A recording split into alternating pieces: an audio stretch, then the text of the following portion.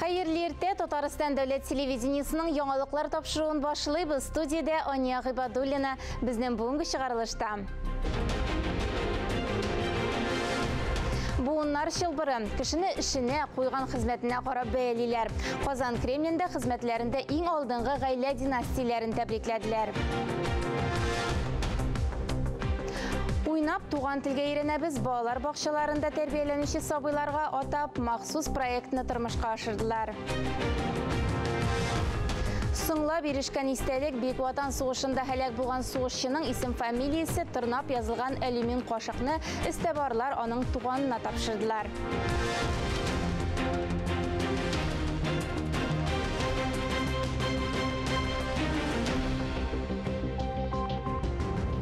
May ayı beyramlarga bay. Şuna görə bu iş atnaları qısqaraq bula.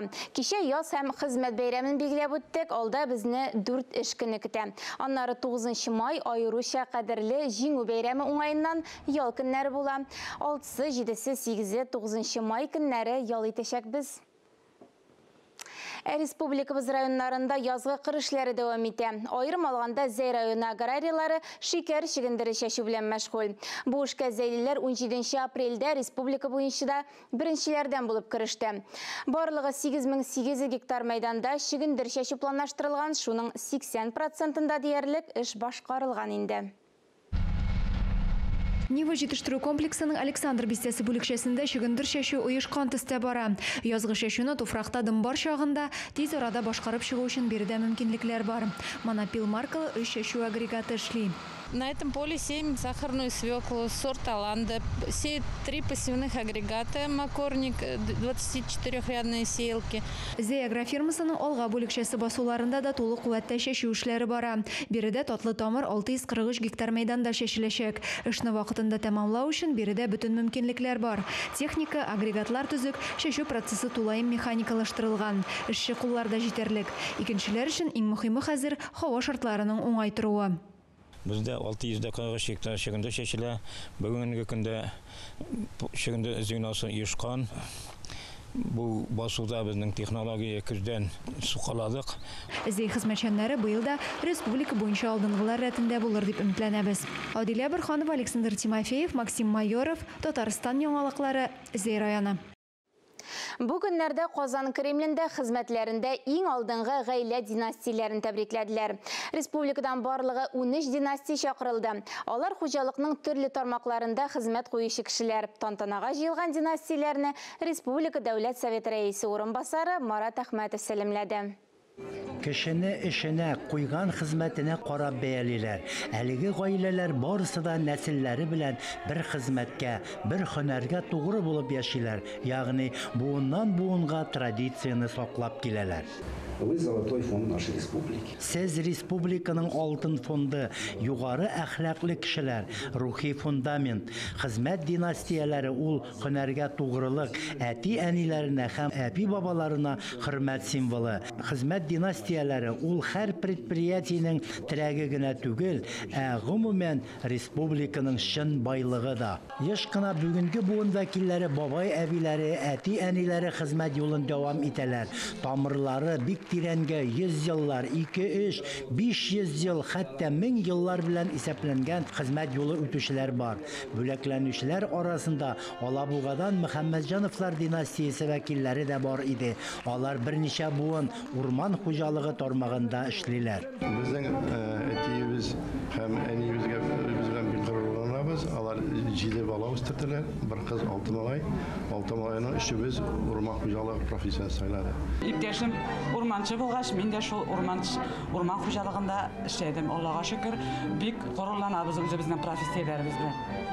Çarağa çağırılgan hizmet dinastiyaları arasında gımırların medisina hizmetine bağışlagan 4-5 buğun okutuşular, neft işkertüşüler, zavod fabrikalarda hizmet yolun devam etüşüler, urman hucalığı hizmetkarları hem başka hüner iyaları barısı da en aldınğılar, örnek gayleler. Fannur Hasanov, Albert Safiullin, Tatarstan yanılıkları.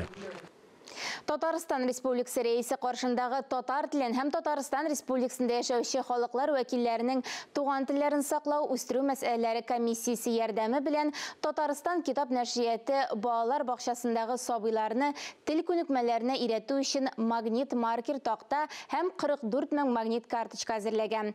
Тулырак мәгълүмат хәбәрчебез язмасында. Татарстан китап нәшрияты әлеге проектны уңышлы башкарып чыкты.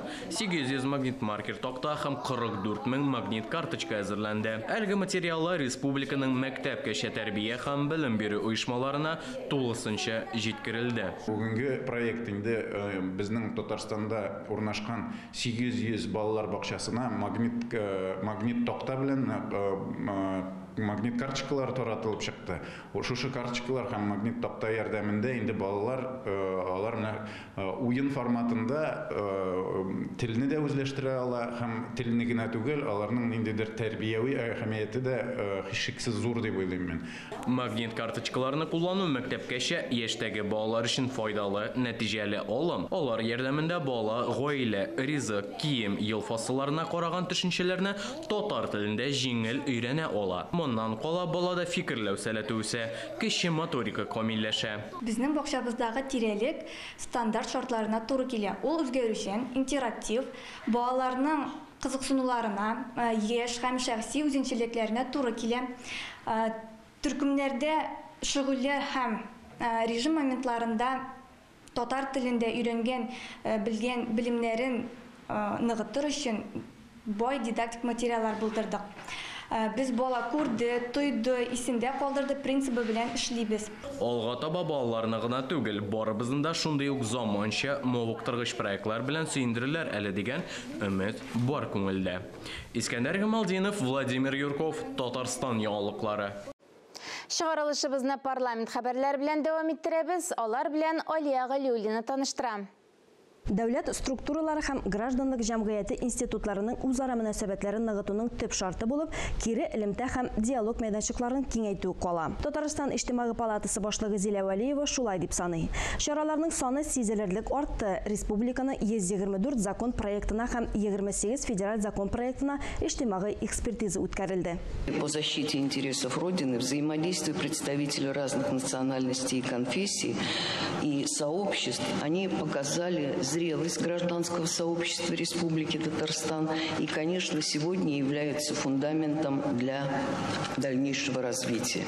Республиканың коммерциялы булмаган секторы турында сөйләгәндә, иҗтимагый палата рәисе аның гомум дәүләт бурычларын хәл итүдә мөһим көчкә әверелүен билгеләп үтте. Коммерциялы булмаган оешмалар гражданнарның иҗтимагый берләшмәләре дәүләтнең ышанычлы һәм алыштыргысыз партнерлары булды. Алар җәмгыять ихтыяҗларына җавап бирә. Узган ел беренче мәртәбә Татарстан Республикасы грантларын бирү буенча бердәм конкурс үткәрелде. Анда 21 социаль әһәмиятле юнәлеш буенча кеше һәм гражданлык хукукларын, ирекләрен яклау өлкәсендә социаль әһәмиятле проектларны гамәлгә ашыручы коммерциялы булмаган оешмалар катнашты. Парламентарийлар дәүләт гражданнар хезмәте турындагы республика канунына үзгәрешләр кертте. Түләүле автомобиль юллары буйлап йөрү тәртибен ачыклады. Тәнәфестә Татмедиа ачык җәмгыяте парламент үзәге холлында чираттагы язылу бүләк хәйрия акциясын оештырды. Халык тарафыннан сайланучылар балалар йортларына, мәктәпләргә, картлар йортларына һәм башка социаль учрежденияларга газета, журналлар яздырды. Акция очень важна, очень нужна, и вот я предлагаю всем вообще подписываться и все-таки возвращать ту традицию семейных просмотров, семейных чтений, семейного получения информации, вечернего обсуждения политической повестки. 29 июньдә Казанда Татарстан Яңа гасыр республика иҗтимагый хәрәкәтенең 10нчы хисап сайлау съезды уза. Очрашу Идел буе су транспорты дәүләт университетының Казан филиалында булды. Уставны үзгәртү буенча тәкъдимнәрне һәм алда торган сайлау кампанияларын карадылар. Очрашу Идел буе су транспорты дәүләт университетының Казан филиалында узды. Филиал директоры Татарстан Яңа гасыр югары советы әгъзасы Ильяс Салахов Елгачылар институтын тәкъдир итте. Монда булачак диңгезчеләр һәм елгачылар өчен заманча җиһазлар һәм тренажерлар бар. Студентлар арасында хәтта Мисыр яшьләре дә укый. Утырышта Татарстан Яңа гасыр югары советы рәисе урынбасары Марат Галиев республикада иҗтимагый, сәяси һәм социаль икътисади вазгыять турында сөйләде. Кыенлыкларга карамастан Татарстан бармак һәм милли рейтингларда алдынгы урыннарны саклый. Парламентарий сүзләренчә, санкциялар шартларында импортны алыштыру буенча бик зур эш башкарылган. Шул сәбәпле икътисадның нәтиҗәлелеген саклап калу мөмкинлеге туды. Бүгенге көннең иң көнүзәк мәсьәләләрен дә кузгаттылар. Мәсәлән, чүп-чарны чыгару проблемасы. Шулай итеп, хәрәкәт съезды 2 айдан соң була. Ул һәр 3 ел сайын оештырыла. Киләсе форумда йомгаклар ясау һәм якындагы перспективага бурычлар билгеләү планлаштырыла. Узган атнаның парламент хәбәрләре турында кыскача шулар иде. Эфирда Татарстан яңалыклары. Чыгарылышыбызны Татарстанда нәшр ителүче газета журналларда игътибарга лаек язмаларга күзәтү белән дәвам итәбез. Сүз журналист Миназым Сәфәровка. Хәерле көн, мөхтәрәм телевизор караучылар. Татар матбугаты дөньяга нинди күзлектән карый? Нинди вакыйгаларны алга сөрә? Бергәләп шул хакта сорауларга җавап эзләп карыйк. Белгечләр илнең кайсы шәһәрләрендә торак сатып алу отышлар икәнен ачыклаган. Син алабыз. Беренче бишлектә безнең Казанда бар. Фатирны арендага биреп торудан күпме табыш алу булганлыгын Ватаным Татарстан газетасы хәбәрчесе өйрәнгән. Нишләмәк кирәк, шундый заманда яшибез. Бүген бөтен нәрсәне дә акча бизмәненә салып үлчиләр. Ләкин бөтен кешеләр дә алай уйламый. Шул ук Ватаным Татарстан газетасында Татарстанның халык язучысы Нәбирә Гыймаддинова халкыбызның битарафлыгына, китап укудан бизүенә, балаларына ана телен өйрәтмәгәненә җаны әрнеп булай дигән. Милләт йорты төзергә маташабыз. Очрашуларда, бәйрәмнәрдә, конкурсларда уза, әмма йортыбызның идәне белән түшәме җәелмәгән. Нәрсәсен ул дисәгез, ул татар теле. Аны ихтыярыга калдырдылар. Баласын татарча укытырга риза булган ата-аналар сирәк. Хәзер инде татар гимназиясе дип барган җирдә дә синең бер сүзеңне аңламаган балалар шактый. Бу проблема үзеңнең бәйсез милли мәгарифең булганда гына хәл ителә ала. Исемтә тәмам.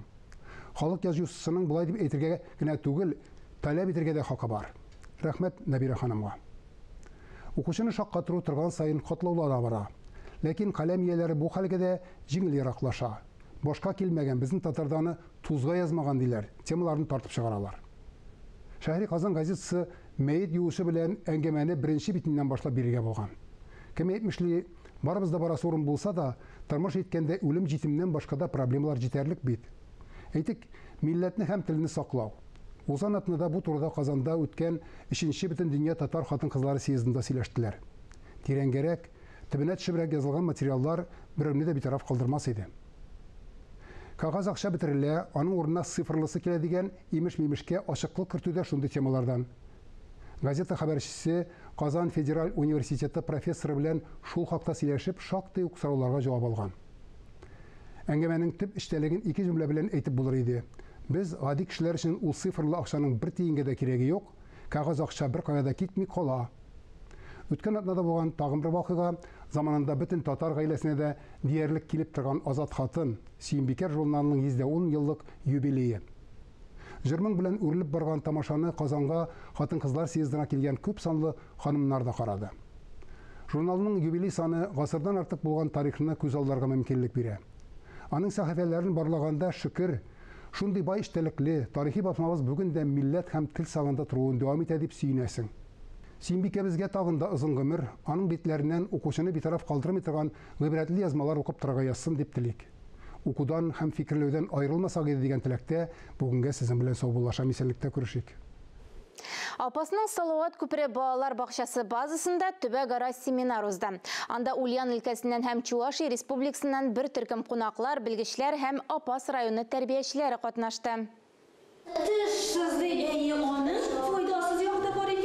Семинар балалар бакчаларында милли тәрбия бирү темасына багышланды һәм төбәк-ара хезмәттәшлек мөнәсәбәтләрен киңәйтү максатыннан үткәрелде. Шушы чарада без балаларга эшне сөю, туган телне сөю, милли ризыкларны өйрәнү, аларны ничек пешерергә, нәрсәдән пешерергә, ничек әниләргә, дәвәниләргә булышырга, шуларны күрсәттек. Семинар барышында Апас Салават күпере балалар бакчасы тәрбиячеләре милли ризыклар, киемнәр, гырыф-гадәтләргә багышланган ачык чаралар, мастер-класслар, музыкаль чыгышлар тәкъдим итте. Biz bitin Tatarstanda yaşamayız. Ama lakin Tatarstanda yaşamasak da bizge milli kampaniyatını kirtirge gerek. Tatar tilini öğretü balalarga, gırıf adetler, yılalarımızı öğretü balaşaktan, balalar bakşasından kirtirge gerek. Mene şuna göre biz bugün mene şuna öğrenip gittik. Mene bugün kutsetler bizge türlü müzikal görünüşler, inşaatı mene bu balalarının kamır rızığı bilen işlep, özümüzün milli rızıklarını ezerlev usullarını kutsetler. Түгәрәк өстәл өлешендә Ульян өлкәсе, Чувашия Республикасы белгечләре Апас Салават күпере балалар бакчасына беркетелгән бакча тәрбиячеләренең эш тәҗрибәсе белән танышты, югары бәя куйды. Bizim bakşada milli bilim kullanıla. Bu yıl indi Respublikada ilan etilgen milli medeniyetler hem gırgı adetler yılı oңайынан bizim bakşabızda tübegara seminar ötkərildi. Biz балаларны milli ruhta terbiyelev, özümüzün kileşikte bәхетле үстүрүләрне bizning eng muhim бурыч. Дина Нижметдинова, Гөлнара Сыңгатуллина, Гадел Галиев, Татарстан яңалыклары, Апас районы. Россия президенты Владимир Путин 2023 елны укытучы һәм ұстаз елы дип игълан итте. Бу карар укытучыларның югары статусын тану һәм алар башкарган эшнең мөһимлеге турында сөйли. Президент бергән күп йөкләмәләр укытучы һөнәренең абруен күтәрүгә, аларга социаль ярдәм күрсәтүгә, һөнәри үсешкә карашны үзгәртүгә юнәлтелә.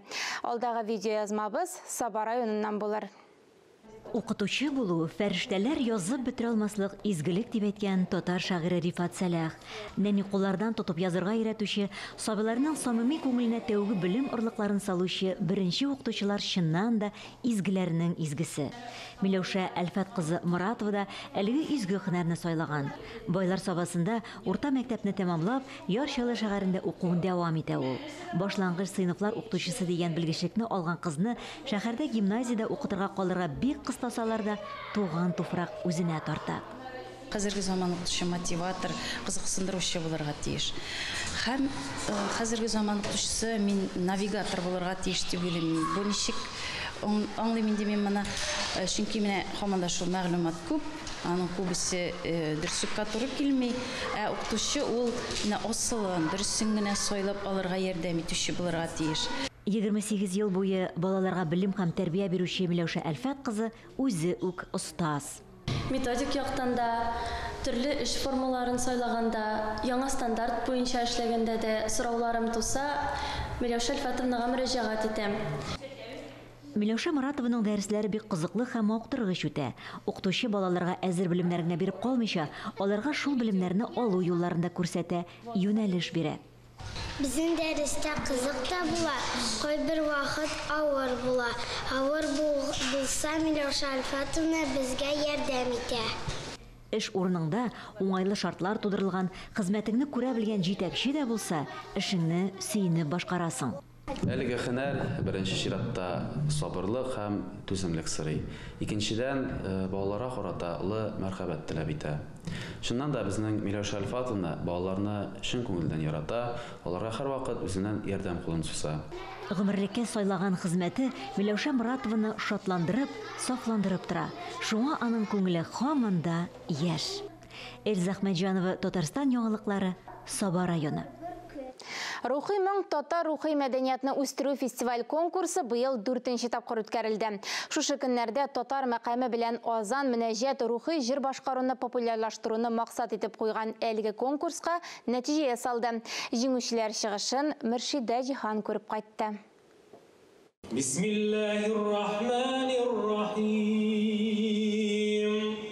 Бисмилла итеп башланган рухи моң татар рухи мәдәниятны үстерү фестиваль конкурсына Чулпан мәдәният үзәгендә нәтиҗә чыгарылды. Халыкка ислам динен җиткерүнең иң отышлы, иң үтемле юлы аның халыкчан рәвештә үзебезчә татарча җиткерү. Һәм әлеге проектның әйдә баручыларын, татар егетләрен, үзебезнең егетләр Марсель Агызов, Марсель Ахмадуллин, сезгә Алланың рәхмәте яусын. Оештыручыларга 200-гә якын видео язма юлланган. Конкурс дини җыр, мөнәҗәт, милли мәкам белән азан әйтү, вәгазь сөйләү номинацияләрендә үткәрелде. Катнашучыларның күбесе мөнәҗәтчеләр.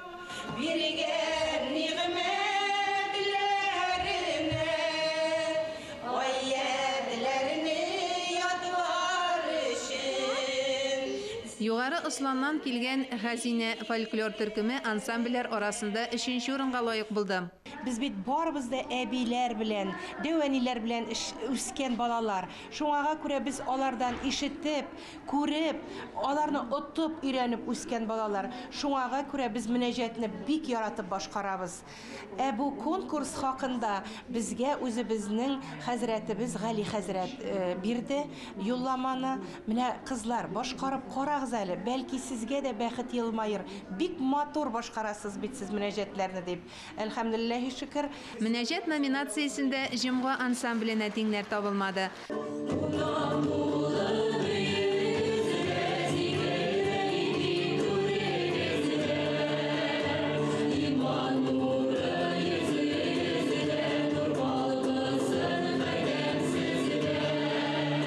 Өлкәннәр генә түгел, балалар да бик яратып башкара мөнәҗәтләрне. Biz bugün Kazan Balalar Filarmoniyası bilen Ruhi Моң бәйгесенә килдек. Biz türlü münәҗәтләр җырлыйбыз. Бисмилләр дип башлыймын. Мөхәммәд мәдихе, ла илаһа илляллаһ.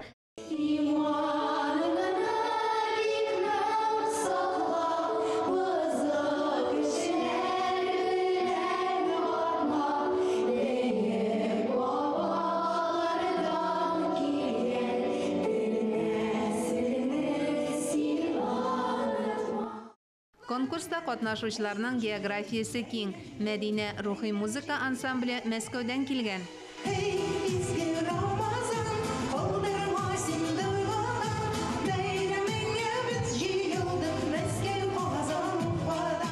Наилә Фатыхова бик күп җырлар авторы. Рәхмәт яусын дип аталган җырлар җыентыгын мөнәҗәт әйтеп 3нче урын алган Гөлшат Хөсәйновага бүләк итте. İnandım ben Allah'a, Allah'ın birliğine, Allah'ın varlığına, birdir ilahım benim. Рухи Моң фестиваленең тәрбияви чара булуын искәртеп, ел сайын үткәрергә кирәк дип тәкъдим итте мөнәҗәт әйтеп 1нче урын алучы. Бу мөнәҗәтләр кирәк инде ул. Алар бит инде элегректән килгән, безнең әби бабаларыбызда вакытыннан килгән нәрсәләр. Алар бит инде мөнәҗәтләр менә ул Аллаһны мактавында мактау сүзләре бар, Пәйгамбәрбез саллаллаһу алейһи вассаламны мактау сүзләре бар анда. Ул кирәктер дип уйлыйм моны. Моны уздыру, аның аркылы менә балалар, ниләр кешеләр менә, например, дингә киләләр, например, анда ислам диненә намазга басалар. Рафис Шәйдуллин мөнәҗәттән тыш конкурска Озанда яздырып җибәргән. Озанда ул 3нче, 2нче урында Мөхәммәд Фәсахов, 1нче урынга лаеклы булучы табылмаган.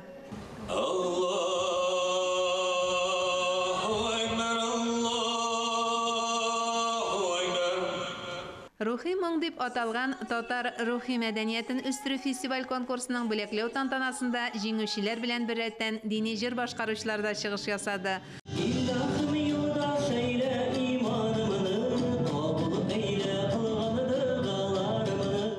Зал толы тамашачы өчен һәр чыгыш үзенчә кадерле булды. Алар ихлас һәм йөрәктән йөрәккә үтеп керде. Мөршидә Җиһан, Альберт Сафиуллин, Татарстан яңалыклары.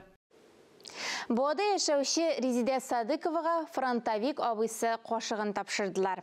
Әлеге кадерле истәлекне Санкт-Петербург шәһәренең Изге Георгий эзләү отряды тапкан. Әлемен кашыкта мәрхүмнең исеме, фамилиясе һәм әтисенең исеме ачык итеп чыгып ясалган. Резидәнең әтисе соңгы көннәренә кадәр өнесе турында хәбәр эзләгән, әмма нәтиҗәсе булмаган. Соңлап ирешкән истәлек фронтовик сеңлесендә нинди хатирәләр кузгаткан?